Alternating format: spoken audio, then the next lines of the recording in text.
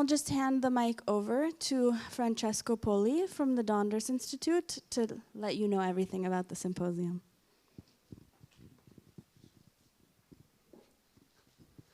Hi, everyone. So this symposium, we titled it Learning How to Explore and the Developmental Mechanisms of Information Seeking. Our idea was to try to span the first years of development with our talks. And we will start from 8-month-olds, and Tommaso Ghilardi will talk about how infants learn where to find information, a pupillometry study. The second talk will be on infants between 14 and 18 months of age, and Olivier Mascaro will present, and the title is Infants Recognize the Information-Seeking Function of Interrogative Sentences. So unfortunately, the third speaker, Laura Zeman, who should have presented her work on toddlers between 18 and 36 months of age, cannot be here today. So first, we will go to a talk by Martina de Eccher on kids from 5 years of age onwards. And the title is Active Learning and Information-Seeking Behavior in Children. And finally, I will try to replace Laura at my best with a similar topic on a similar age range. And the talk is Toddlers Strategically Adapt Their Information Search. So the first speaker is Tommaso Ghilardi from the Donders Institute. So please, Tommaso.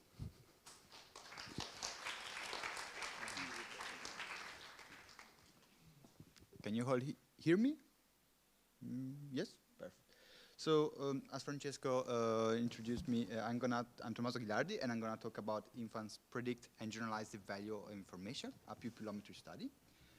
So, let's start with a little introduction. So, we know that infants are bombarded by a huge amount of stimuli from birth, but how we have seen during the last few days, they are amazing learners, and they are capable of rapidly acquire new knowledge about the physical and social world around them.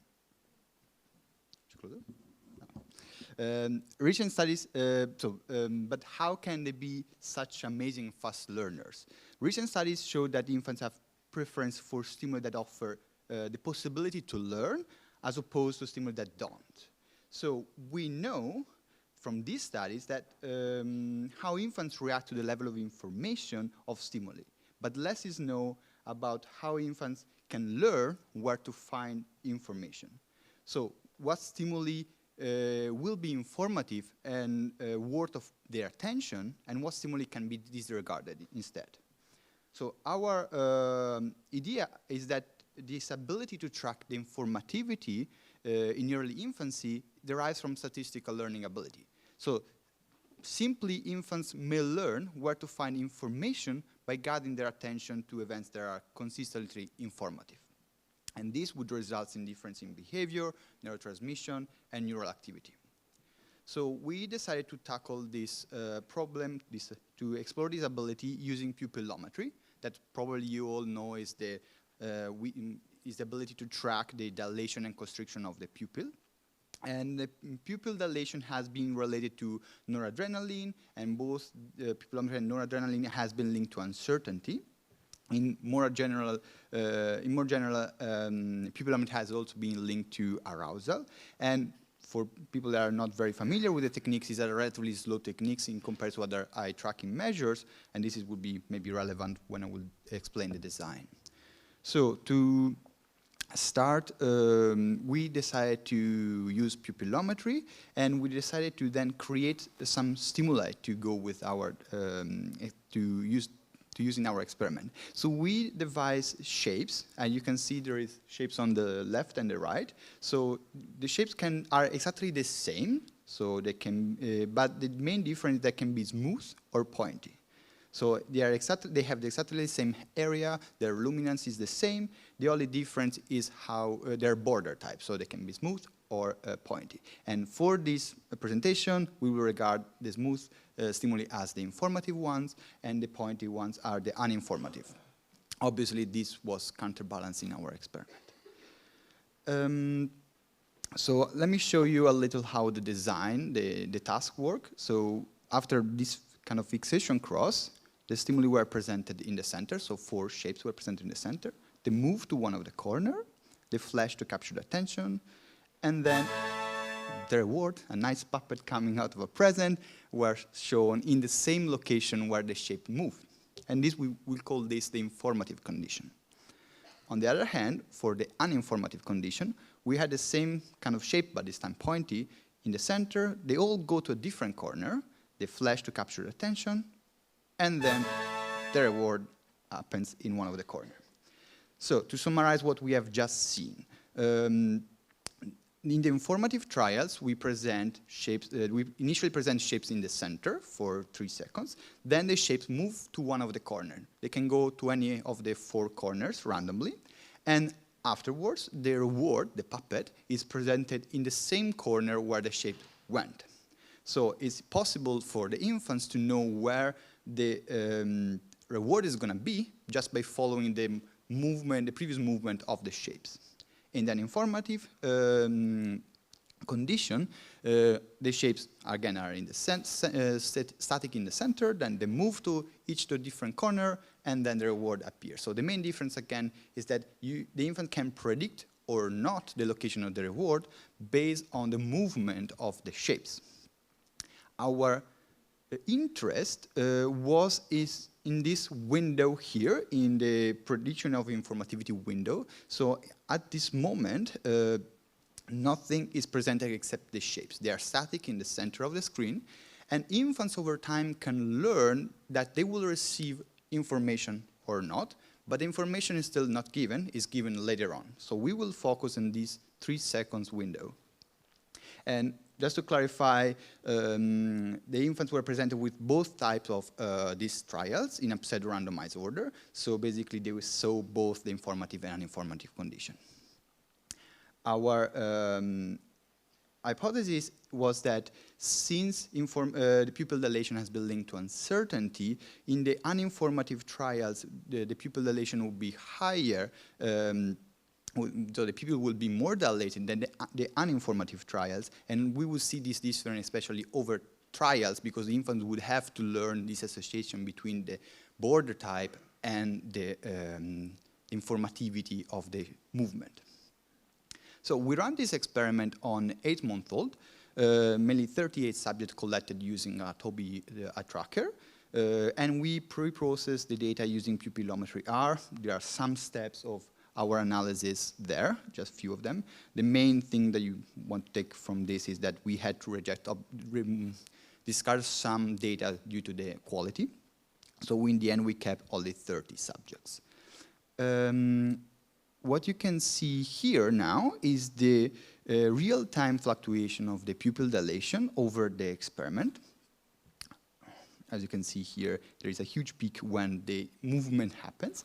But how I said before, what we want to focus on is this first part when the stimuli are static, so the prediction of informativity window. So if we look a little closer to it, what we can see is that there seems to be a difference between the condition, again, with the informative trials being a little lower, so less pupil dilation than the uninformative ones. To analyze this data, we use Bayesian additive mixed effect models, and you can see here on the left the estimates of our model for the pupil fluctuation for the 2 kind of trials. So what you can see here, again, so this estimated pupil dilation of our model. On the left, you can see the time course, and on the right, you can see the estimated mean of the pupil dilation. In the lighter shade, you are seeing the credible intervals, while in the darker shade, you are seeing the standard error. And what we can see here, that there is a difference between the 2 conditions. And again, what we are seeing is that in the informative trial, there is less pupil dilation than in the uninformative one. And this seems to be in line with previous studies that shows that pupil dilation increased with uncertainty. So we found that infants' pupil was more dilated for uninformative trials than informative.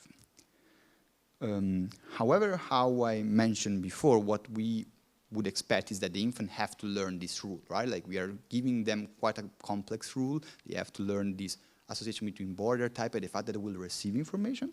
So we'll look at this effect over time. And so what you can see here is that this effect develops obviously over trials. So there is doesn't seem to be a very any difference at the beginning of the experiment, while this difference increases over time and develops over time. And if we look at it in a different way, now what you are seeing here is on the x-axis we are seeing the trials, and on the y-axis you are still seeing the estimated pupil. You see that in the uninformative condition, there was no change because infants cannot learn or reduce the uncertainty of the experiment in any way, while in the informative trial, they can learn this association between the fact that they are seeing the smooth or the smooth border type and the fact that they will receive information. So there is over time, there is a pupil constriction. So, over trial, infants learned that some stimuli were predictive of whether they will later receive or not information. So infants, again, learn which border type is predictive, and over time this affects the pupil that decreases in size for informative trials, and this is in line with previous work on pupil dilation and uncertainty. So what we can say is that using their powerful statistical learning abilities, infants learn where to find information by detecting events that are consistently informative. However, this is not the whole picture. So how I mentioned in the title, we're also looking how infants can generalize this value of information. So what I didn't say at the beginning is that at a certain point in the experiment, so after 17 trials, we swap some shapes. So from that moment on, as you can see here, we swapped some shapes, and infants from the 17th trial on could see shapes that were already familiarized with, so they have already seen, and new shapes that will still follow the rules of the experiment, but that they have never seen before. What we were trying to see if they could use the rule that they've learned before and apply to stimuli that they've never seen before. And again, we were looking in the prediction of informativity window. So what you can see here is the results. We also analyzed this using additive model. And as you can see here, before learning, infants, there was no difference between the two conditions, obviously. The infants have to learn this association. After learning, we saw what I just said, so the difference between informative and informative, with the informative being lower, so less pupil dilation. And when we look at the generalization trial, what we would expect to see is the same kind of difference, so a difference between the two conditions if they would generalize, or no difference at all if they basically had to relearn because they cannot apply the knowledge that they already have to the new stimuli. What we found is that there is indeed a difference between the conditions, so infants seems to be able to apply the acquired knowledge to stimuli that they have never seen, to generalize what you have learned before. So we can extend what I said before, so the fact that the infants can use their powerful statistical learning abilities to find information by detecting events that are consistently informative, by saying that infants seems to be able to also be able to use what they have learned and to apply this knowledge to stimuli that they have never seen before. So to also give you a more complete picture, I'm just going to mention that we are also running a similar experiment to explore the neural correlates of disability using fNIRS. And that we had to adapt a little the design, but we are currently running this experiment in collaboration with Birkbeck University and some collaborators like Giulia Serino, Chiara Bulgarelli, and Denis Marshall. So you have to stay tuned for the future results.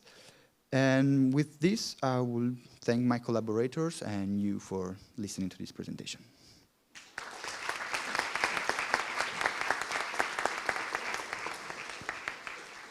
Thank you very much. Questions? Yeah. One there. Thank you very much. Very nice study.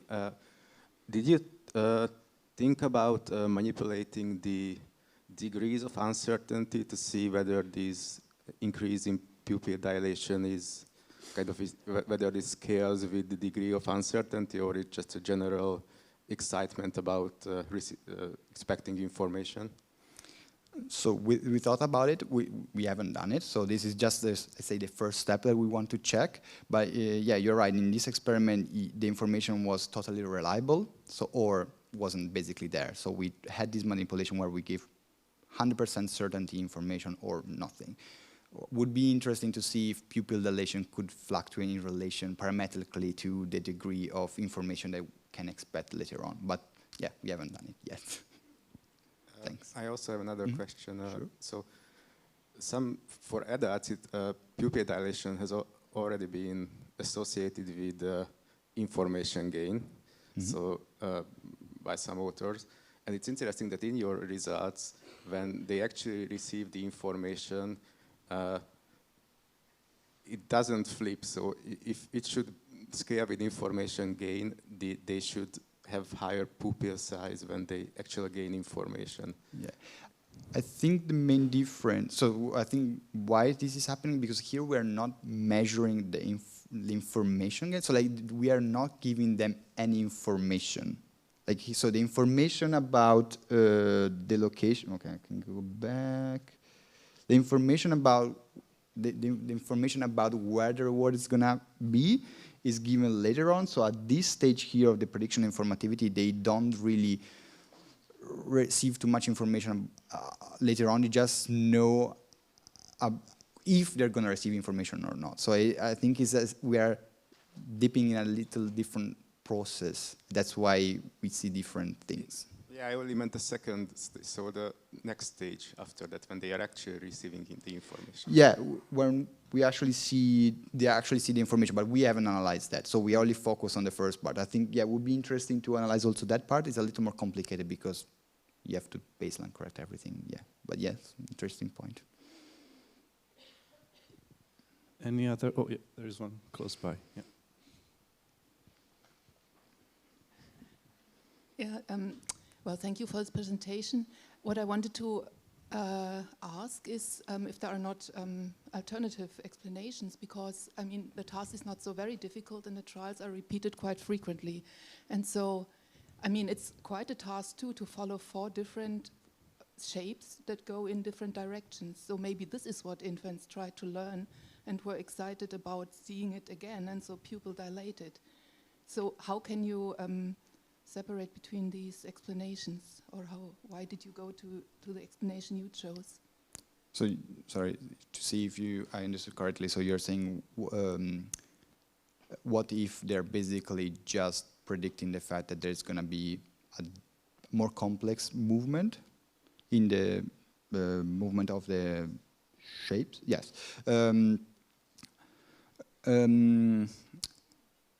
I don't think we can totally separate that. Let me think about it for a second.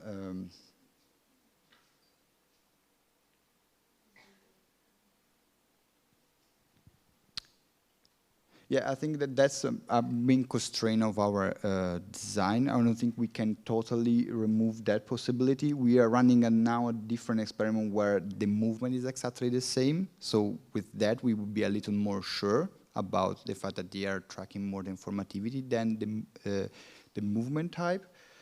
So I have to think a little more about it, but I don't think I can give you a direct answer yet. Yeah, sorry.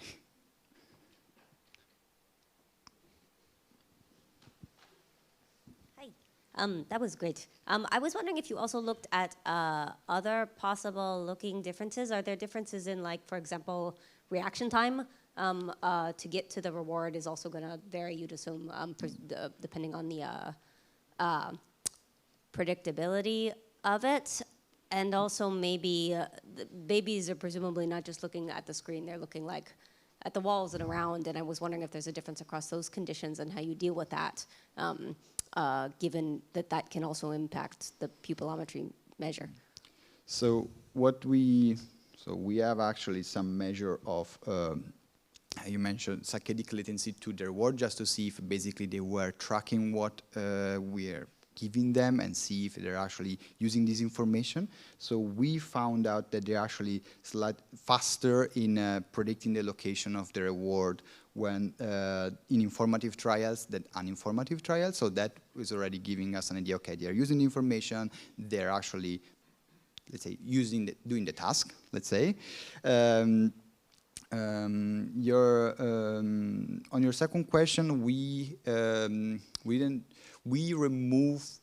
rejected trials in where the infants didn't have enough, were not looking enough to the screen.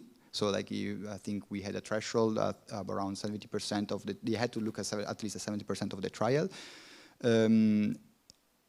But I haven't checked exactly how many trials they have in each condition. I don't remember exactly, but I'm quite sure there wasn't such a big difference between the two.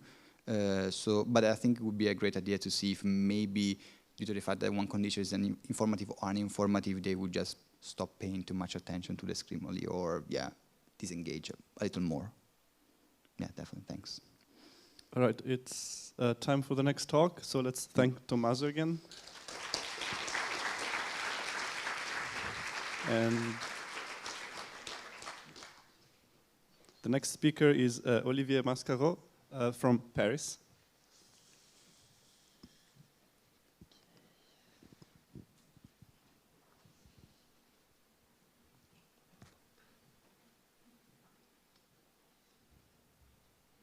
Okay, so good afternoon, everybody. So first, let me thank the organizers for really a great conference, and more generally, let me thank everybody for being here. I mean, it's really lovely. And I also want to thank Francesco and Tommaso from putting together a very nice session. So for today, I want to shift gear a little bit away from infants' own capacity to seek information, to look at their capacity to represent information seeking in others, and in particular in communicative contexts when interpreting questions. So when I speak about questions, I'm speaking about interrogative sentences that are used to request information. Now, if you think about it, questions are crucial to express one's own informational needs, and they are also very important to identify and address others' informational needs. So, of course, communications plays a huge role in human learning, but one thing that is very difficult is to determine what kind of information might be relevant for other people. And by asking questions, we can actually precisely express our informational needs. So, here is Bob, for instance. What does he want to know? Well, you cannot tell, I cannot tell, it's very hard to tell. But if he starts asking explicit questions, we can determine what he really wants to know. And in fact, we can access a variety of very precise informational needs that we cannot guess at all unless he's asking explicit questions. So in short, by having the capacity to express requests for information, we expand immensely the learning consequences of communication. And of course, to be able to do this, to achieve this function, we need to be able to appropriately interpret questions. So now interrogative sentences can be used in many ways. They can be used to ask for information, to request information, but also to perform indirect requests, to test people's knowledge, to start a dialogue with someone, to teach them something. So it's not trivial to determine that interrogative sentences can be used to request information, and that's what I'm interested in for today. And I want to look at when humans start to be sensitive to the information-seeking function of questions, and then look at what kind of representation of knowledge might underpin the interpretation of questions. So can infants assign an informative-seeking function to questions?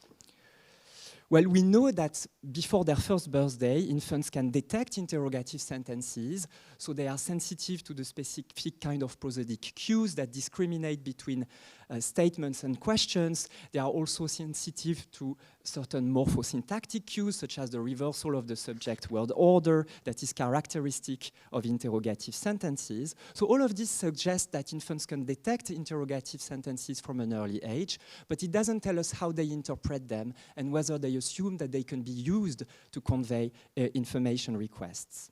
Now, there are reasons to believe, nonetheless, that infants might be able to assign an information-seeking function to questions. First of all, because infants communicate requests for information themselves from an early age, in particular by pointing, and also because infants, again, before their first birthday, are sensitive to what people know. And we know this from a variety of studies, and in particular, they are sensitive to what people can see. So we wanted to see whether infants would recruit their sensitivity to what people can see to actually process appropriately requests for information. And in particular, we investigated whether infants assume that questions are requests for novel information. That when people ask questions, they are looking for a piece of information that they do not already possess. So we tested 14 and 18-month-old participants in a preferential looking time paradigm. So the participants saw a scenario like this, where an actress is placing unfamiliar objects, and while she is away, the objects are displaced, such that now one of the objects will no longer be visible to the actress when she comes back, while the other object is still visible to the actress when she comes back. And then she will ask an ambiguous question about the location of one of the objects using an unfamiliar label. Mais il est où le tralet? And of course, if infants assume that the actress is requesting novel information, that she's requesting information about something that she doesn't already know, they should assume that the novel label is referring to the object that is hidden from the actress' viewpoint when she's expressing her information request. So we look at whether indeed infants assume that this is the case, and so whether they look more at the object that is hidden from the actress' viewpoint during the reference identification phase, so following the onset of the unfamiliar label. And we compare this with a baseline phase, where we measure infants' preference for looking at one of the two objects before the experimental returns, so before any request for information is expressed. Now, if we look at the results, we can see that we observe similar patterns in both age groups. In the baseline phase, infants do not show any particular preference for looking at one object or the other. In the reference identification phase, on the other hand, the average proportion of looks towards the target, so towards the object that is hidden from the actress' viewpoint, is significantly higher than predicted by chance, both at 14 and at 18 months of age, therefore suggesting that infants assume that the unfamiliar label referred to the object that was not visible to the experimenter. And thus suggesting that infants assume that the actress expressed an information request that was directed towards a piece of information that she did not already possess. Then we have a second test phase following this initial phase, where we just show the two objects.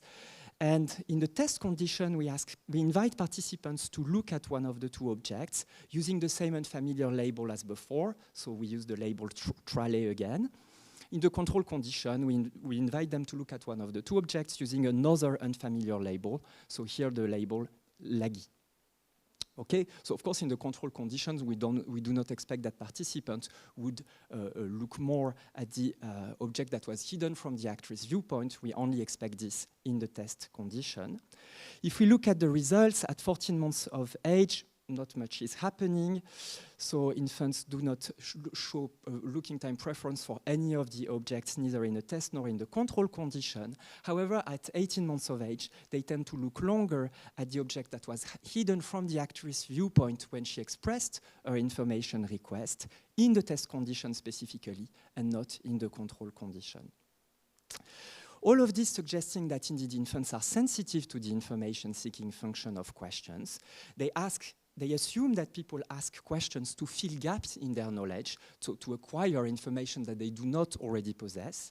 And by 18 months of age, we see that also infants can learn novel labels from questions.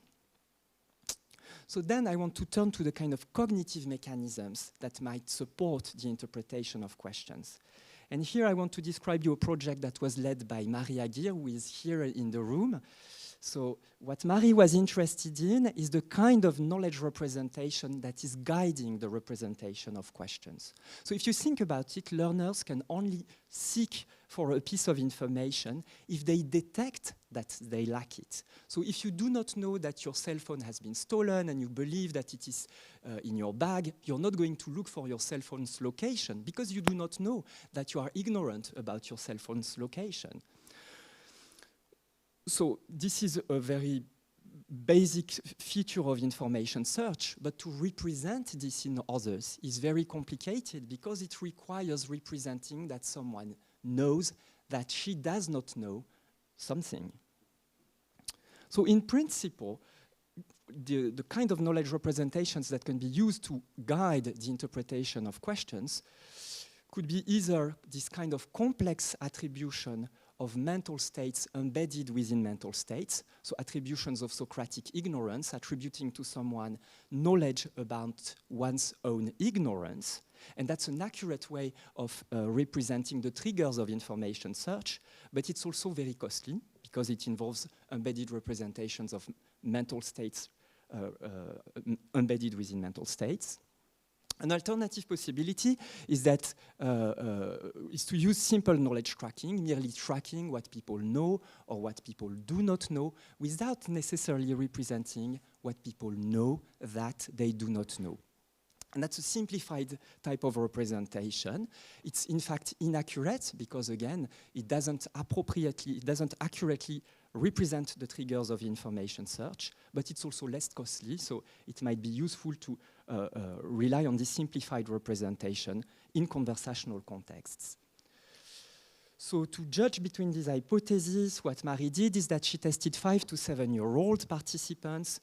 In the first order test, everything was similar to what we showed to infants, except that we also added an explicit question at the end, so we could ask children at the very end which object was the trallé. So that's the first order test. And to succeed on the task here, children merely have to discriminate between what the actress knows and what she is ignorant about.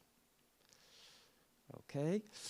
Now, if we look at the results, children succeed in this task, both if we look at the eye tracking data and the explicit question. So they tend to assume that the novel label refers to the object that is hidden from the viewpoint of the actress when she's asking the question, just in line with the data from infants.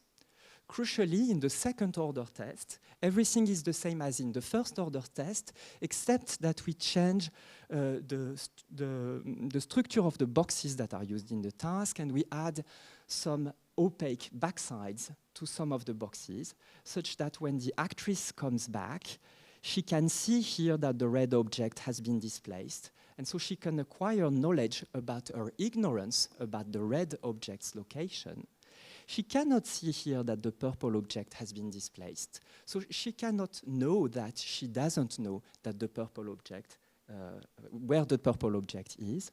So we assess whether children discriminate between ignorance of ignorance and knowledge of ignorance.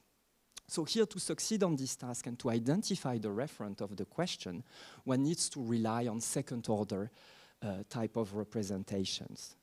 Now, if we look at the results, what we observe here is that children, in fact, their performance do not differ from chance, either if we look at their eye tracking data and at their explicit answers to questions. Furthermore, because these children, we selected those children, this age group, because we could test them on second order false belief task when we can actually assess whether they can represent from representations of mental states embedded within mental states, such as beliefs about beliefs and information about knowledge of ignorance. And even if we look at children who succeed on those tasks, so children who have the capacity to represent someone's knowledge about someone's ignorance, even those children do not succeed on the second order task here in the second order question test, which suggests that even though they have the ability to represent Socratic ignorance, to represent knowledge of one's own ignorance, they do not recruit this competence when interpreting questions. So children use simple knowledge tracking to interpret questions, and we don't have any evidence that they rely on more complicated forms of knowledge attribution. And we also have evidence suggesting that this tendency to prioritize first-order attribution of knowledge is also found in adults, but I'm going to skip that. So all of this suggests that humans start being sensitive to the information-seeking function of questions during infancy, and by 14 months of age, infants assume that people ask questions to obtain information that they do not already possess. And they do so by relying on simplified representations of knowledge. So representations of the triggers of information search that are not fully accurate, but that are also not very costly, which is a way to, again, simplify the interpretation of people's questions. And I'll stop here, and thank you for your attention.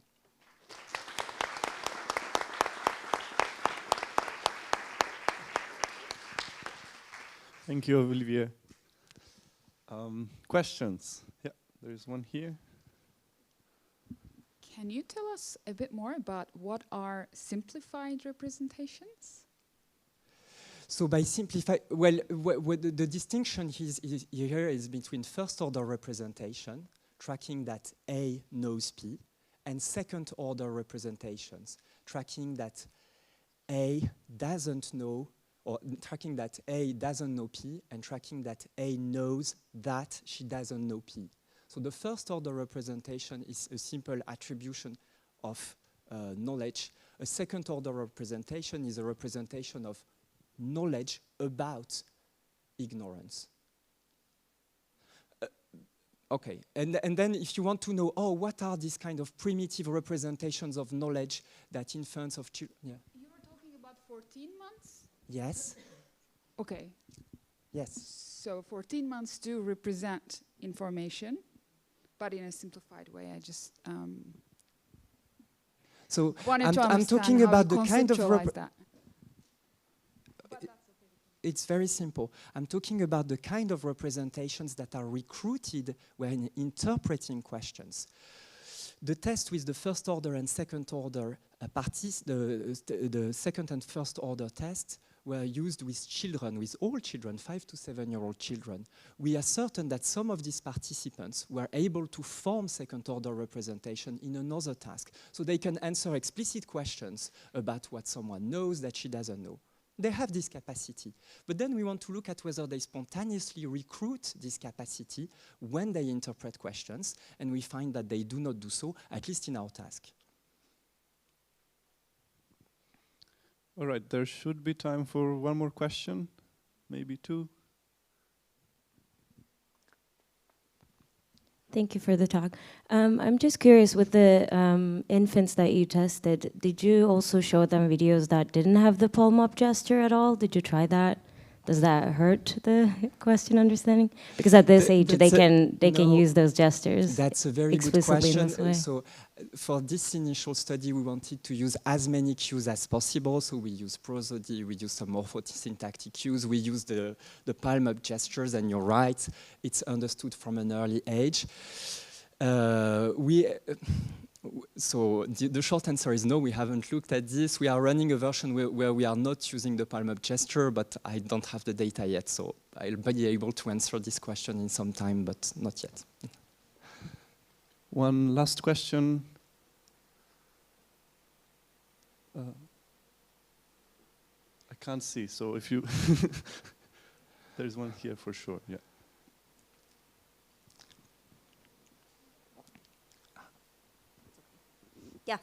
So the older kids not being able to spontaneously use it is interesting, but I know there's other kind of similar setup. When you have common ground, usually when an object is between me and you, we can both see it, and it takes a very, an uncommon specific circumstance for it to be visually available for one person and not the other. I think Elsie Kaiser has some stuff where this is difficult even for adults. I was wondering whether you had tried seeing whether children could spontaneously recruit it under a circumstance in which the accessibility of the information was a bit more natural and uncommon of a circumstance. I don't know what exactly that looks like, but...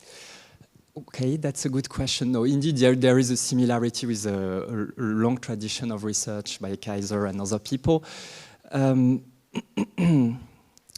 thing is that in the first order test, we are certain that participants were sensitive to what was visually accessible or not visually accessible to the actress. So we know that they were sensitive to this and they were influenced by this as long as we simply tapped into their first order representations of knowledge. So that's one aspect. But yes, I agree that we should look at other situations. That's absolutely true, yeah. All right, thanks again, Olivier. Thank you.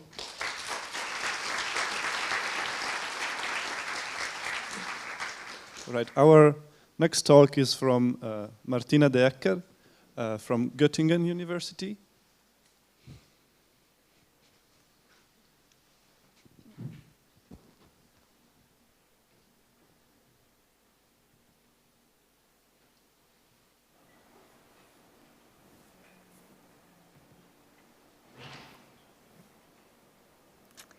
One second. Okay.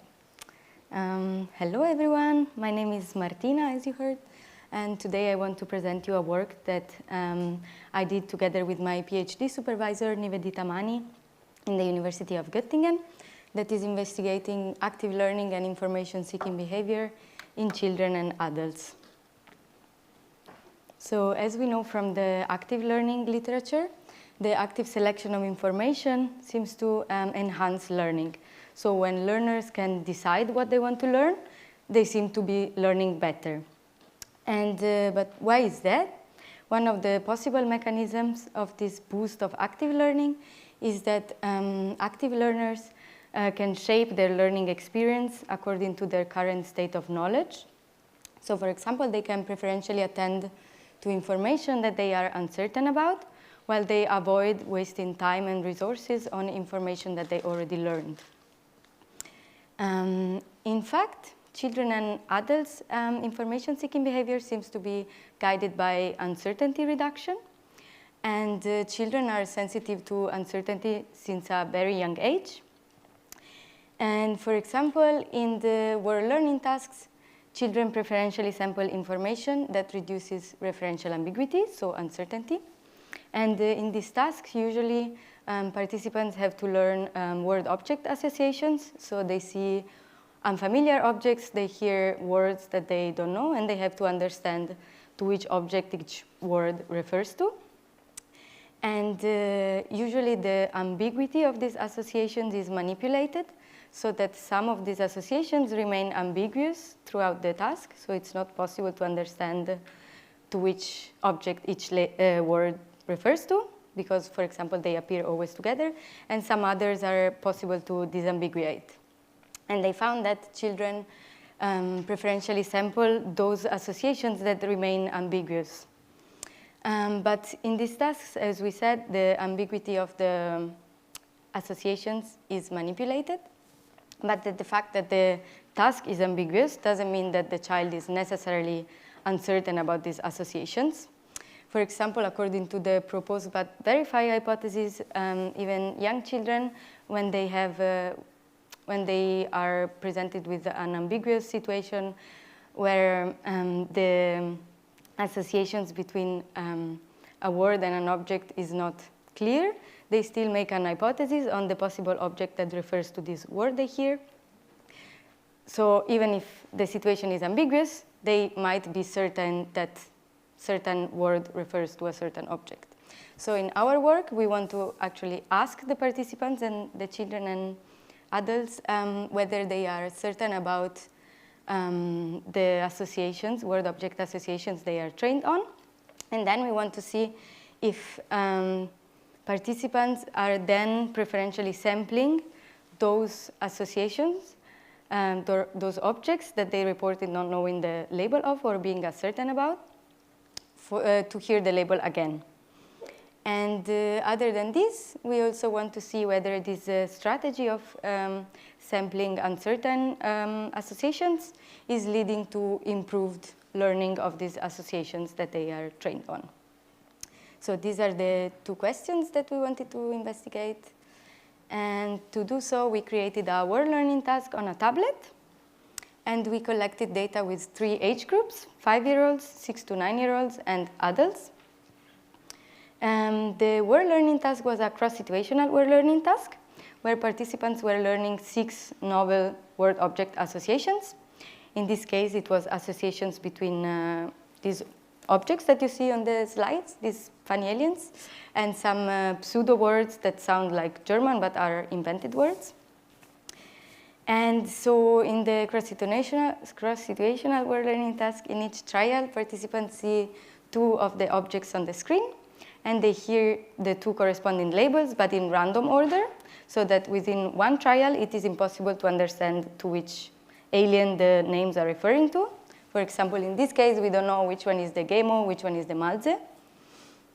But then across trials, you can use mutual exclusivity and understand to which objects each of the labels are referring to. For example, in this case, we hear again Gemo, we see again the yellow alien, and together with another one, so we can infer that Gemo is the yellow alien. So this was 30 trials, and after this training, we presented the participants with each of the alien, and we would ask them if they are sure or not about having learned the label of this object that they see. And this was, they could tell us by tapping on one of these 2 buttons that you see. So if they tap on the green button, it means they are certain that they learned the label of these objects that they're seeing. And if they tap on the red one, they're uncertain. And after this, there was the sampling phase. So they saw again all the aliens on the screen, and they could tap on 3 of them in 3 separate trials to hear the label again, this time in isolation. And here we wanted to see whether participants would preferentially select for hearing the label again the objects that they previously told us they were uncertain about, so the ones they were tapping the red button on. And after this, participants were tested on their knowledge of the word-object associations, so they would hear each of the labels, and they would have to tap on the object they thought it was referring to. And after each test trial, we were asking them again if they thought they answered correctly, so if they were sure or not sure about their answer, again by tapping on one of these 2 buttons. So green button is yes, I'm sure. Red button is I'm not sure I answered correctly. Okay, so this was the study. Now I can pass to the results, I think. Yes. So firstly, we look at accuracy, and we can see that all the 3 age groups learned the word-object associations, so they were all performing above chance, which was 1 out of 6 in this case. And we also can see that accuracy is increasing with age, so with the 5-year-olds being the least accurate, and adults performing almost at ceiling.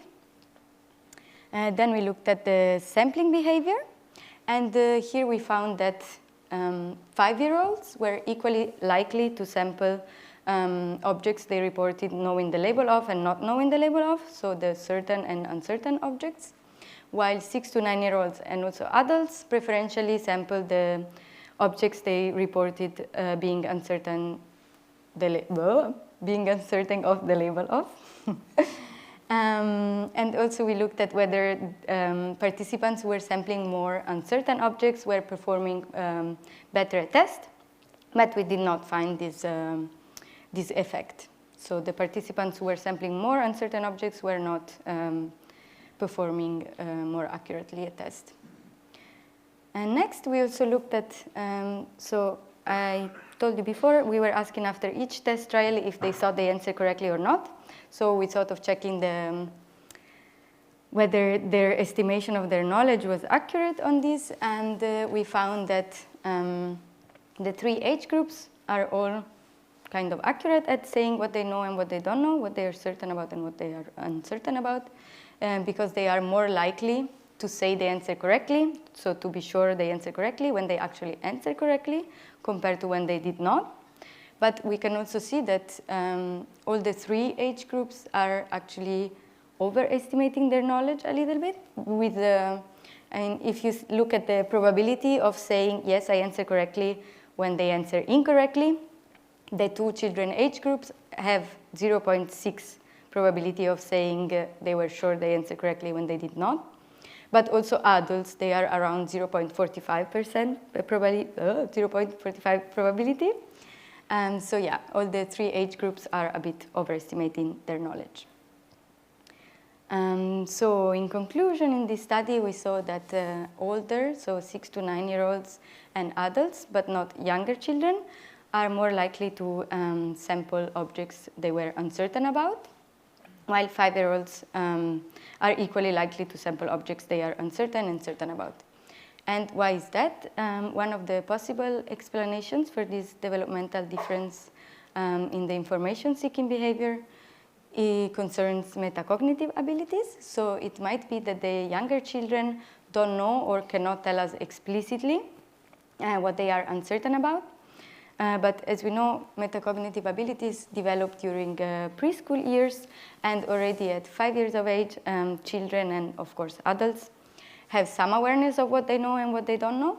And also in our analysis, we saw that there was a difference in their probability of saying the answer correctly when they were right or wrong. So they have some sense of what they know. And also, there is not a big difference in the between the two children age groups, but even in the adults, they are all a bit overestimating their knowledge as well. So we think metacognitive abilities might explain the pattern that we see only partially. And there is a second possible explanation that we thought of, is that younger children are random explorers, and random explorations decreases with age, and it develops in uncertainty-directed exploration. So from studies where participants have to explore a space to get rewards, we know that young children explore randomly even when they know the locations where it's more likely to get rewards. And then from 7 years old, children display more uncertainty-driven exploration. So it might be, if this is the case, that the younger children were just sampling the objects randomly, regardless to whether they were certain or uncertain about them. And the older children were actually sampling the more uncertain ones. And this is all. Thanks a lot for the attention.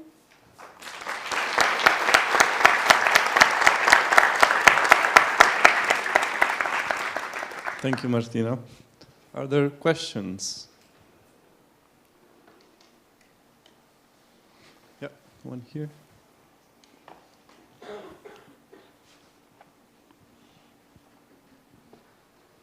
Do you think that perhaps the younger children are less willing to admit uncertainty to an experimenter and and also potentially more overconfident of their abilities? Yeah, it could be for sure, but in this case, so firstly, the confidence questions were given from a tablet, so it was not directly to an experimenter. And then, as we saw from this, so we couldn't check directly whether they were accurate in their estimation of knowledge in the first part, because there was the sampling phase in between the judgments and the test. But here we see that there is not a big difference between the children. So I really don't know if that is why there is such a big difference between the younger children and older children, but I would say no, but I don't know. Any other questions?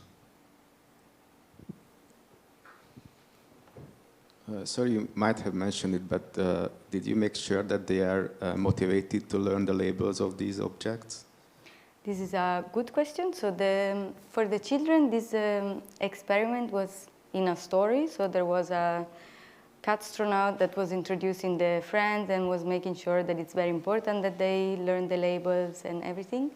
But we did not give any reward at the end, and we are now rerunning the study and giving stickers at the end to the children to see if actually they just didn't care about it. So good question. We will know in the future. If there are no other questions, we can thank Martina again.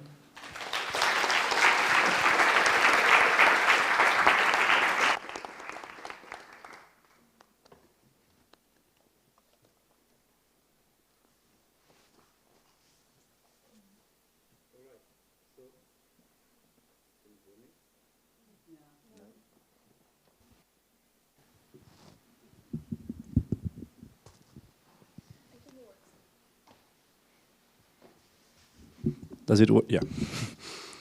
Okay, so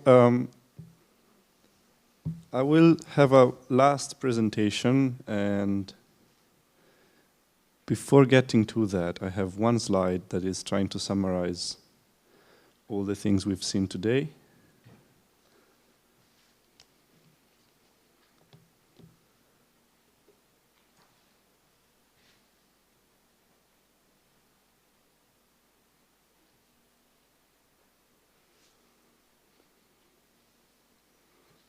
All right, so we started focusing on 8-month-olds, and we've seen that they seem to be able to know where to expect information. So this is really a basic mechanism that is crucial if then we want to see them actively looking for information or devising strategies to look for information, or, as Olivier presented, expecting someone else to behave in a way that is consistent with looking for information.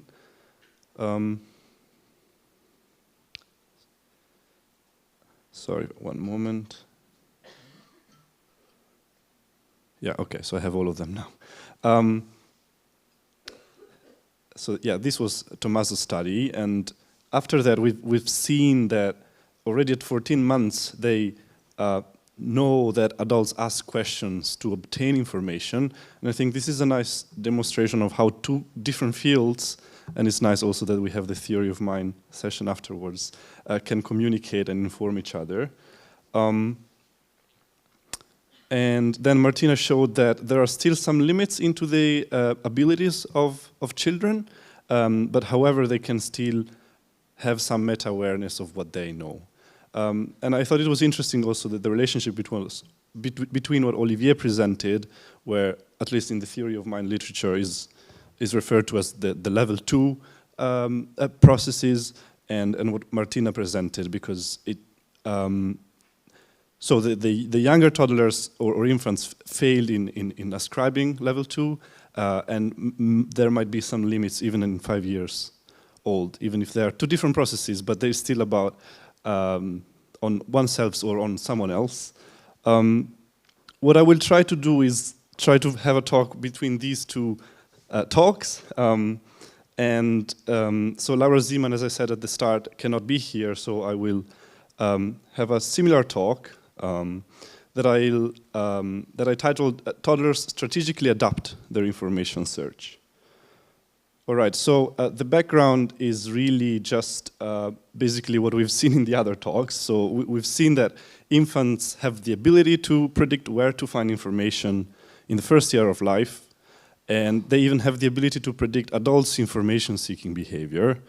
But the question then is, when do they start to strategically adapt their own information search?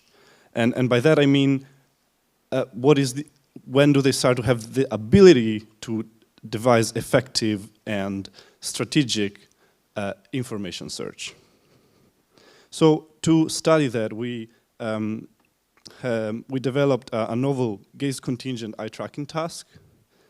And I'll go directly to the task so you know what it is about, and then I'll explain some more details later. But there were these 4 columns of different colors, and you can already spot a treasure chest. And when the trial starts, the animal appears from the treasure chest, jumps all the way up, and then it reappears. With the whoopee sound that kids loved. You can see here another trial, and a very important thing is that after the animal disappears all the way up, participants are given control over a torchlight. So you can see now the torchlight is on, and they are controlling the torchlight using their eyes. So this is why it's a gaze contingent study. Another thing that is very important is that the treasure chest is 100% predictive of where the animal is going to appear. So now, for example, we can see the treasure chest in the green column. The animal will hide in the green column and reappear in the green column. And you might also have seen that the treasure chest was always in a different location. So this is one of the two conditions we have in our study, and we call this the uniform condition, because the probability of the treasure chest, and so the probability of the animal appearing in any of the four locations is the same. The last bit of information that I want to give you about this, which is the training phase, is that this training phase is characterized by a screen that is getting progressively darker. But you were still able to see everything that was going on screen. So it didn't really matter whether the torchlight was on or not, you can still see everything. However, when you get to the test phase, after 8 trials of familiarization, everything is dark. So now participants can hear what is going on, but they cannot see it. So it looks like this.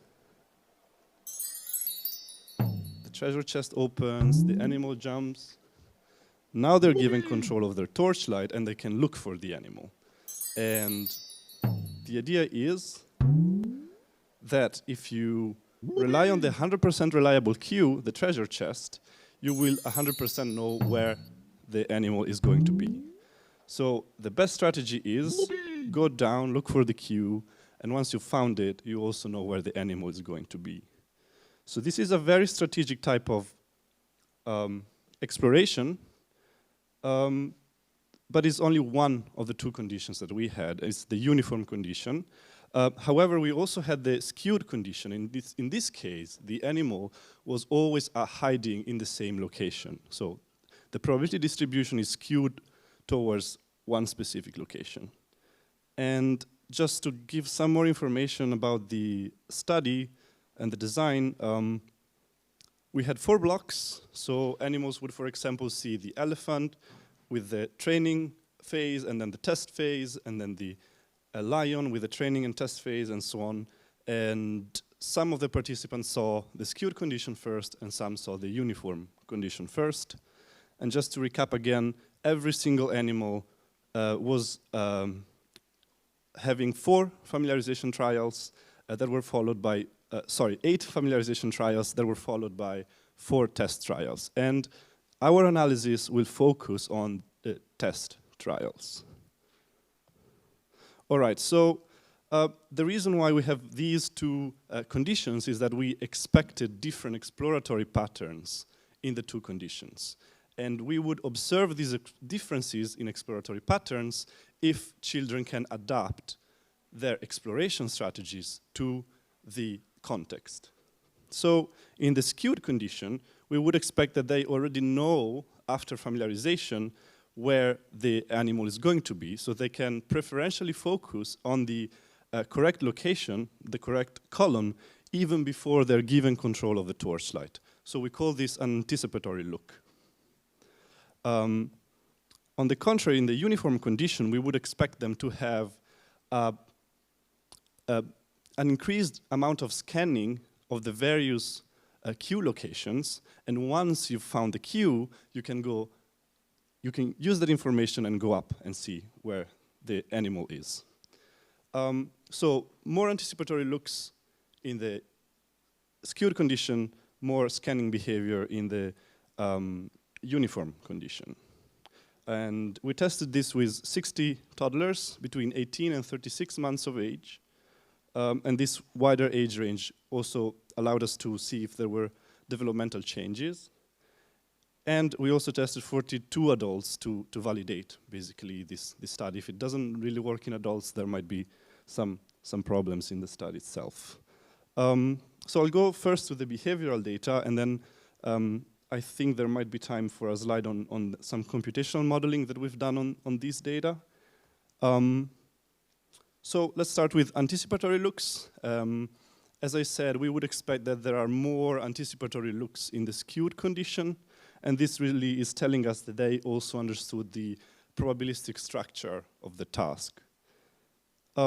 And this is indeed what we see. The effect is stronger in adults, as we might expect from infant research, but it's still there for toddlers, and it's there for, and there is no interaction with age. So it's there for the 18-month-olds as it is for the 36-month-olds.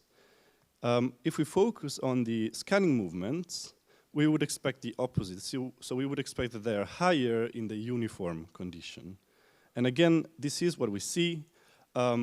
You might think that this effect of, for toddlers is significant. You might think it's a bit reduced also compared to the anticipatory looks.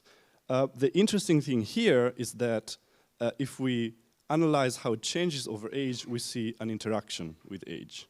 So we see that before 24 months of age, they don't really discriminate the two conditions in the amount of scanning movements they do. So they don't really perform many scanning movements in any case, but then they start to adapt and perform more scanning movements, but only for the uniform condition. So we think that these behavioral data altogether can tell us that they are, at least from 24 months of age, adaptive in the way they look for information. And I think the computational modeling results can corroborate these findings. And this is how we analyze the data with a bit of a different approach, where we started from the raw data, really. So if we look at these 8 areas of interest, or AOIs, we can think of the looking of every participant as a constant stream that goes from one area to the other. So there is a constant transition from some area to the other. So if we use hidden Markov models, this is a very specific kind of models that allows to analyze time series data, like this one. And what it does is it infers the probabilities of moving from one location to the others given the data. So just to make it easier to understand, this is the kind of output we get, where, for example, if the participants are currently in location 4, it's more likely to go to location 0, or a bit less likely, but still quite likely to go to location 5. So if they're in location 4, usually they go to location 0, but sometimes they go to location 5. And this specific transition matrix is the transition matrix for adults and for the skewed condition. However, we can compute a matrix like this for every age range and for every condition. So in the end, we'll have 6 matrices, 2 for adults for the 2 conditions, and 4 for toddlers, because I split them before and after 24 months of age. Once we have this matrix, we can also compute the complexity of the matrix. And this gives us an idea of the complexity of the exploratory patterns that the infants were, or the adults as well, were devising. And these are the results, where for the adults in green and for the toddlers above 24 months of age in red, we can see a similar pattern, even if it's not the same, where they devise more complex exploratory patterns in the uniform condition. And this is what we would expect. In the uniform condition, you have to have a more extensive scanning, which results in more complex patterns of explorations. However, an interesting finding is that the toddlers are overall more exploratory than adults. And finally, the toddlers below 24 months of age are really engaging in over-simplistic patterns. So this might also be the reason why we don't see originally the difference between the 2 conditions also in the behavioral data.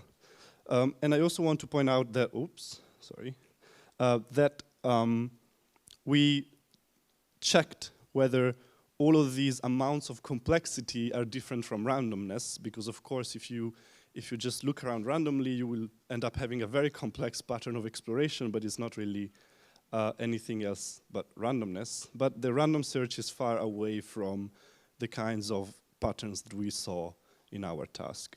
So for these reasons, we think that both the behavioral and the computational modeling approach are telling us that the toddlers that we studied with this paradigm, at least from 24 months of age, are starting to become adaptive, and they can flexibly adapt to the context in which they are, and they can use the most efficient information search for that specific context.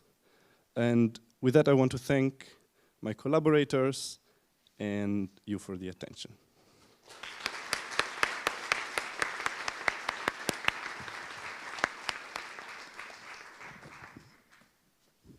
I think we might also have a couple of minutes for questions. I can't see with the lights, sorry. Yeah, there is one here. Hi, thank you. Very beautiful study.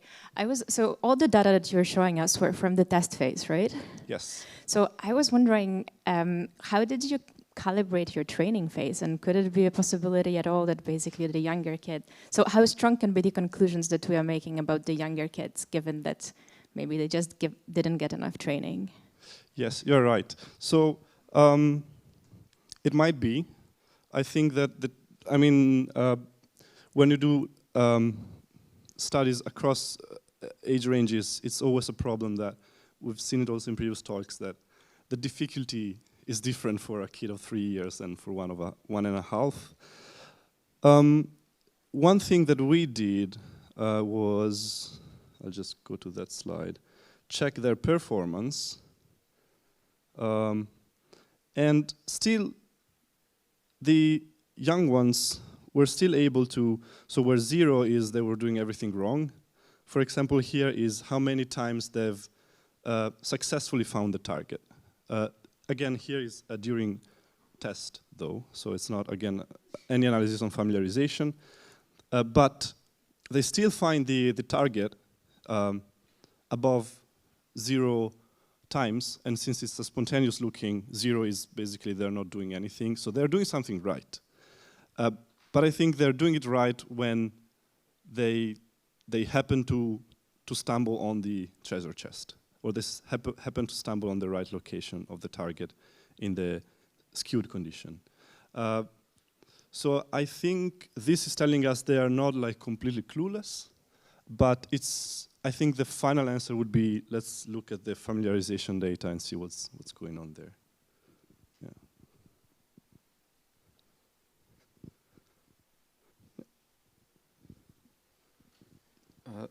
Very nice study.